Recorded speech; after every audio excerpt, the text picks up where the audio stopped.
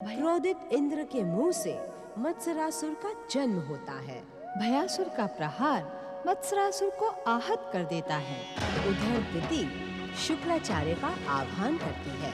दैत्य गुरु शुक्राचार्य, शीघ्र प्रकट हो, शीघ्र प्रकट हो दैत्य गुरु शुक्राचार्य। यदि आपने भी ब्रह्मदेव के समान मेरी पुकार नहीं सुनी, तो मैं स्वयं आत्महत्या करके अपना जीवन त्याग दूंगी और मेरी आत्महत्या का पाप आप पर लगेगा। तब आपका दैत्य गुरु पद संकट में पड़ जाएगा।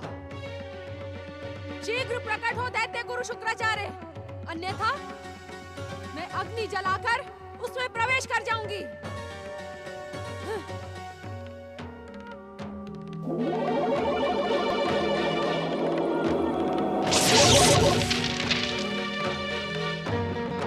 सावधान दैत्य गुरु, मैं अग्नि में प्रवेश करने जा रही हूँ। यदि आप यहाँ प्रकट होकर मुझे नहीं रोकेंगे और इस बंदी गृह से बाहर नहीं निकालेंगे, तो मेरी आत्महत्या का पाप आपके माथे लगेगा। शीघ्र प्रकट हो, मैं अग्नि में प्रवेश करने जा रही हूँ। हर हर महादेव! आप अग्नि के तप को कलंकित क्यों कर रही हैं कश्यपति दीदी? आपके अशुभ विचारों और दुर्गुणों को यदि अग्नि भी भस्म करेगी, तो स्वयं कलंकित हो जाएगी। शुक्राचार्य, मुझे और अपमानित ना करो। ये तो दैत्य जाति का दुर्भाग्य है कि उसकी आदरणीय दैत्य माता कलंक और अपमान के इस बंदी गृह में अपना जीवन बिता रही है। अब तुम दैत्य माता के पद से भ्रष्ट हो चुकी हो दीदी। तुम्हें स्वयं को दैत्य माता कहलवाने का कोई अधिकार नहीं है। शुक्राचार्य, यदि मैं दैत्य माता के पद से भ्रष्ट हो चुकी हूँ, तो तुम मेरा आदेश सुनकर यहाँ प्रकट क्यों हुए हो? तुमने मेरी आज्ञा का आदर क्यों किया? ये इस बात का प्रमाण है कि मैं दैत्य माता दिति हूँ। मुझे तुमसे सहानुभूति है दीदी। मैं तुम्हें रोते कलपते नहीं देख सकता। बताओ, क्या चाहती हो? दैत्य गुरु, मुझे इस बंदी गृह से बाहर निकाले। मुझे कश्यप ऋषि के पुराने आश्रम में पहुंचा दीजिए। मैं वहां प्रसन्न रहूंगी। कदापि नहीं।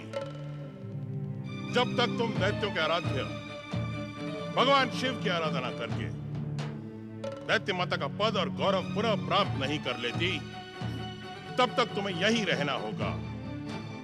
पृथ्वीलोक पहुंचते ही तुम्हारा जीवन भयानक संकटों से घिर जाएगा।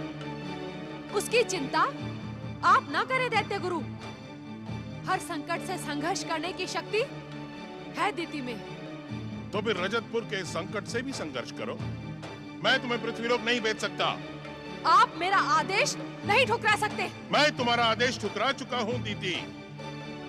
अपनी सीमा को लांघने का दुस्साहस न करो, अन्यथा मेरा शाप तुम्हें कहीं का नहीं छोड़ेगा। अब मैं और अपमान नहीं सह सकती।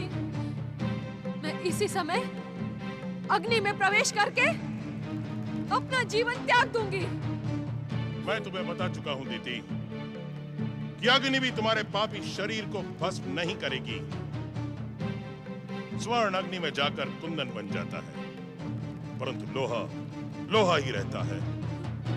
तुम्हारा हठ और अहंकार लोहे से भी अधिक कठोर बन चुका है।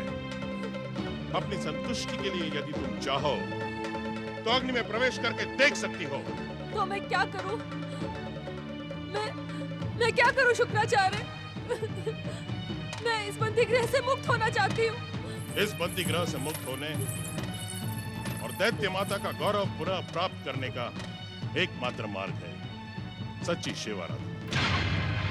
मेरी बात मानो दीदी, इसी समय यहाँ बैठकर सच्चे मन से शिव को प्रसन्न करो। नहीं दैत्य गुरु, नहीं। अब शिव आराधना करने से हमें कोई लाभ नहीं मिलेगा। वरदान पाने के बाद से निरंतर शिव आराधना करते आ रहे हैं, परंतु ना तो हमें शिव ने दर्शन दिए और ना ही हमें कोई लाभ हुआ। मैं तुम सबको यही समझाना चाहती थी कि शिव दैत्यों के आराध्य नहीं, शत्रु हैं शत्रु। अब स्वयं ही तुम्हारी आंखों के आगे पड़ा पर्दा हट गया। अब तुम इस दैत्य शत्रु शुक्राचार्य के बहकावे में ना आना। हम आपकी बात से सहमत है दैत्य माता। अब हमने निश्चय कर लिया है कि अपने महान पिता तारकासुर के समान हम भी स्वर्ग के सिंहासन पर बैठेंगे और आपको भी वहां ले चलेंगे। सावधान कमलाक्ष, शिव आराधना और अजतपुर का त्याग करके तुम अपने सर्वनाश को निमंत्रित करोगे। जो कार्य मन को आनंदित करे उसे करने में कोई हानि नहीं होती शुक्राचार्य। मन की प्रसन्नता तुम्हें मृत्यु के द्वार तक पहुंचा देगी। मेरा परामर्श मानो, भूल कर भी शिव आराधना का त्याग मत करो। आपका परामर्श मानते मानते तो मेरा जीवन नीरस और व्यर्थ हो गया है। अब मैं वही करूंगा जिसमें मुझे आनंद मिलेगा। स्वर्ग के सुख को देखकर अब मैं उससे दूर नहीं रह सकता। इस समय स्वर्ग का आनंद सर्वनाश बनकर तुम्हारे मस्तक पर मंडरा रहा है। तुम दुष्ट देवताओं के षड्यंत्र को पहचान नहीं रहे हो। विनाश काले विपरीत बुद्धि। ओम नमः शिवाय। दैत्य माता, लंबे समय से आपकी बात न मानकर जो मैंने भूल की थी उसे सुधारने का अवसर अब आ गया है। स्वर्ग पर अधिकार करना तारक पुत्रों का कर्तव्य है। मैं भैया तारकाक्ष और विद्युन्माली को शिव आराधना से अलग करके महान असुर साम्राज्य की स्थापना करूंगा।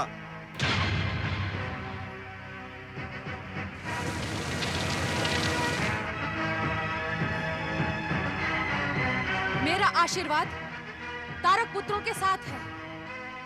स्वर्ग विजय करने से अब तुम्हें कोई नहीं रोक सकता। तुम तीनों अपनी वरदानी शक्तियों के साथ स्वर्ग पर अधिकार कर लो। दैत्य शत्रु शिव, तारक पुत्र न केवल ब्रह्मा जी का वरदान मिथ्या करेगा, अपितु सारे संसार में महान दैत्य साम्राज्य स्थापित करेगा। उस दिन संसार तुम्हारे नहीं, मेरे चरणों में झुकेगा, मेरे चरणों में।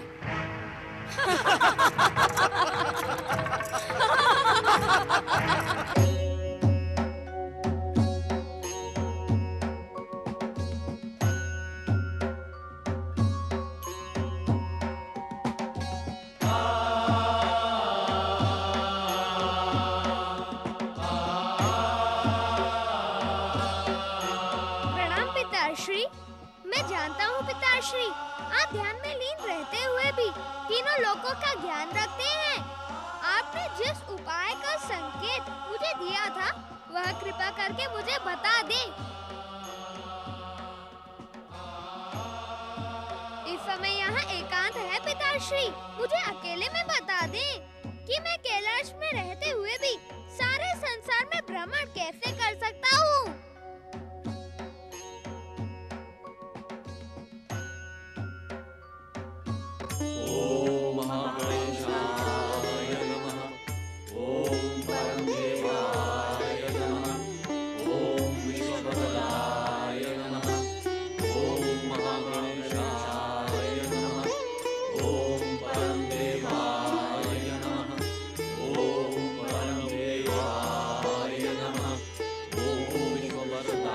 ऋषिवर, अब तो मुझे भी देवराज इंद्र का कथन सत्य प्रतीत होता है।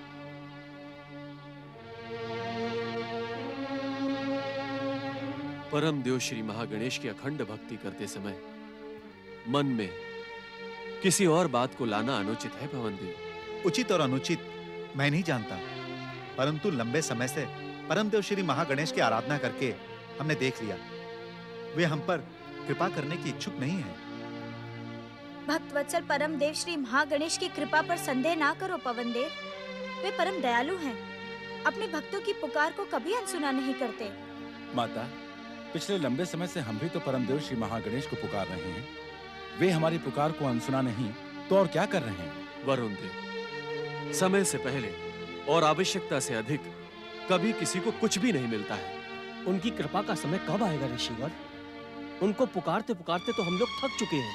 भगवान को पुकारकर भक्त कभी थकता नहीं है, शक्ति और कृपा को प्राप्त करता है। इंद्र की भांति तुम सबके मन में इस समय जो कुविचार उठ रहे हैं उसका त्याग करके श्री महागणेश की आराधना में लीन हो जाओ।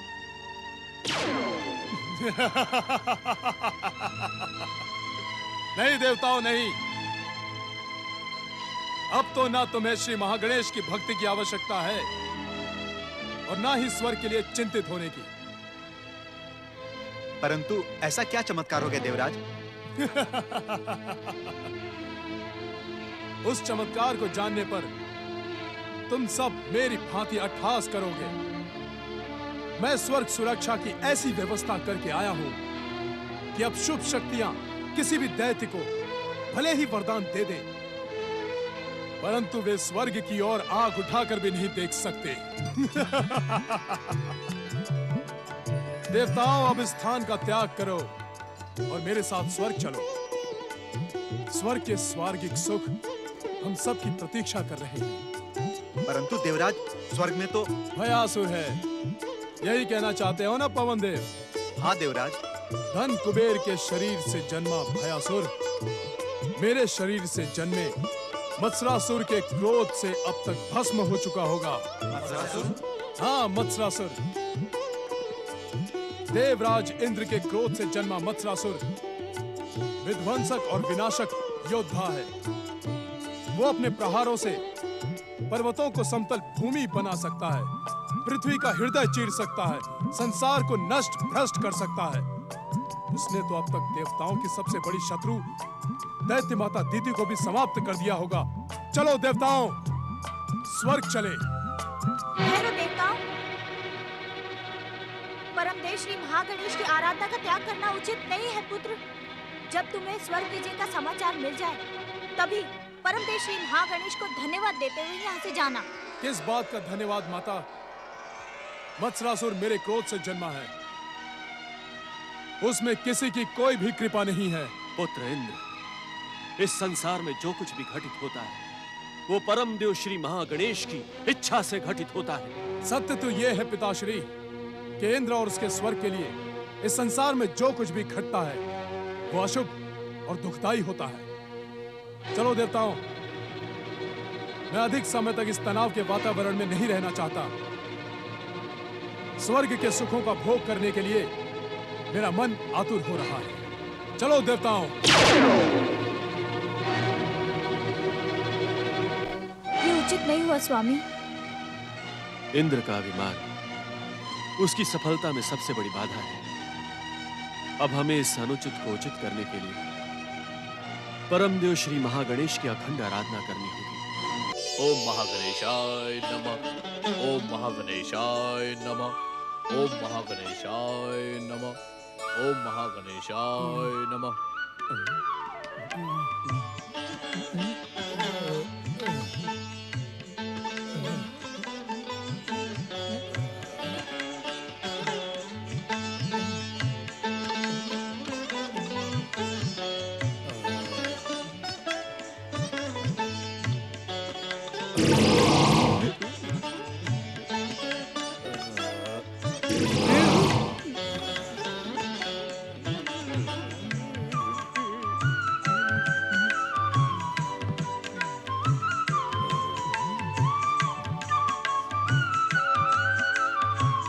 ओम महागणेशाय नमः। ओम नमः शिवाय। गणेशाय नमः। ओम महागणेशाय नमः। ओम महागणेशाय नमः। दैत्य गुरु शुक्राचार्य, आपने मेरी इच्छा के विरुद्ध स्वर्ग लोक में प्रकट होकर अपनी सिद्धियों का दुरुपयोग किया है। आपको स्वर्ग लोक में प्रकट होने का कोई अधिकार नहीं है। जहाँ जहाँ असुर और राक्षस होते हैं वहाँ वहाँ प्रकट होकर उनकी रक्षा करना मेरा जन्म सिद्ध अधिकार है। जय जय श्री महागणेश। दैत्य गुरु शुक्राचार्य, मैं भयासुर हूँ और ये मत्सरासुर है। मैं धन कुबेर से और ये देवराज इंद्र से जन्मा है। आपकी परिभाषा के अनुसार हम दोनों दैत्य हैं ही नहीं, और वैसे भी मैं दैत्यों के संहारक श्री महागणेश का भक्त हूँ। और ये देवराज इंद्र के मुख से जन्म लेने के कारण देवराज इंद्र का भक्त। शांत रहो भयासुर, मुझे उपदेश देने की भूल न करो। तुम दोनों असुर हो, मेरे लिए केवल इतना ही पर्याप्त है। जिन परिस्थितियों में तुम्हारा और मत्सरासुर का जन्म हुआ है, वे परिस्थितियां किसी भी जीवात्मा को दैत्य या असुर बना देती हैं। मैं तुम्हें सावधान करने आया हूँ। जय जय श्री महागणेश। दैत्य गुरु शुक्राचार्य, मुझे सावधान करने की आवश्यकता नहीं है। मैं श्री महागणेश का भक्त हूँ। उनकी कृपा सदा मुझ पर रहती है। इसी कारण कोई भी संकट मेरे समीप आने से पहले भाग खड़ा होता है। ये देखिए, ये मत्सरासुर भी संकट बनकर मेरे सामने आया था। अब आप स्वयं देख लीजिए, ये यहाँ किस प्रकार आहत पड़ा हुआ है। जय जय श्री महागणेश। दैत्यों के आराध्य विश्वनाथ भगवान शिव के पुत्र होने के कारण मैं श्री गणेश का आदर और सम्मान करता हूँ, परंतु उन्हें अपना आराध्य नहीं मानता। इसी कारण दैत्य गुरु शुक्राचार्य, इसी कारण आप आज तक किसी भी दैत्य या असुर को शक्ति संपन्न नहीं कर पाए। बिना श्री महागणेश की कृपा के सारे दैत्य और असुर संसार में मारे मारे भटकते रहते हैं। असुर, मैं तुमसे वाद विवाद करने स्वर्ग नहीं आया हूँ, अभी तो ये बताने आया हूँ कि तुम तीनों तारक पुत्रों शांबुकी, वरांगी और दीति को स्वर्ग में प्रवेश ना करने देना। दैत्य गुरु शुक्राचार्य, यदि वे सब मेरे अतिथि बनकर आए तो मैं उनका स्वागत करने से पीछे नहीं हटूंगा। श्री गणेश ने मुझे वरदान देते समय जो बंधुभाव की शिक्षा दी थी, उसका पालन करना मेरा धर्म है। तुम अपने धर्म का पालन करो भयासुर, और तारक पुत्रों को अपने धर्म का पालन करने की शिक्षा दो। स्वर्ग यात्रा से कमलाक्ष की बुद्धि भ्रष्ट हो गई है। उसने अपने भाइयों को भ्रमित करना प्रारंभ कर दिया है। जिसे जो उचित लगे उसे वो करने दे दैत्य गुरु। कैसे करने दूं? जिस शिव कृपा से तारक पुत्रों के जीवन की रक्षा हो सकती है, वे तीनों उसी शिव कृपा को ठुकराकर पथभ्रष्ट हो रहे हैं। भयासुर, यदि तुमने उन्हें स्वर्ग प्रवेश करने दिया तो शिव कोप से तुम और यह स्वर्ग लोक भी सुरक्षित नहीं बचेगा।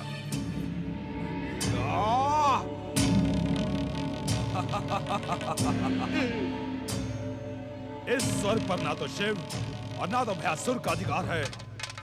ये स्वर्ग तो मेरे स्वामी इंद्र का है। अब मेरा क्रोध तुम दोनों को जीवित नहीं छोड़ेगा।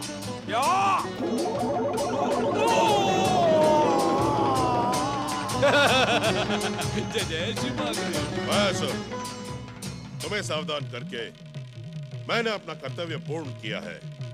यदि तुम तारक पुत्रों को स्वर्ग में आने की अनुमति दोगे तो तुम्हारा जीवन संकट में पड़ जाएगा। ओम नमः शिवाय। जय जय श्री महागणेश। ओम महागणेशाय नमः। ओम महागणेशाय नमः।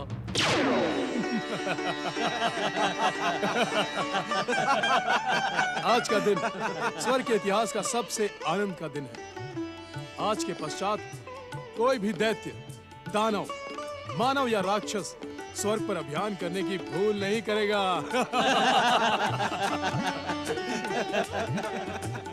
अब मैं दुष्ट देव शत्रुओं से गिन गिन कर प्रतिशोध दूंगा। देवराज,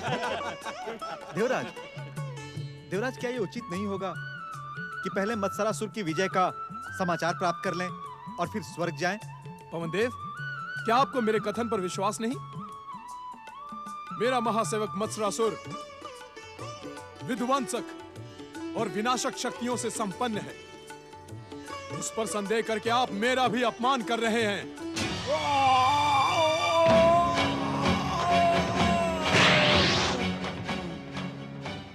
मत्सरासुर, हमारे आदेश के बिना तुम स्वर्ग से कैसे लौट आए?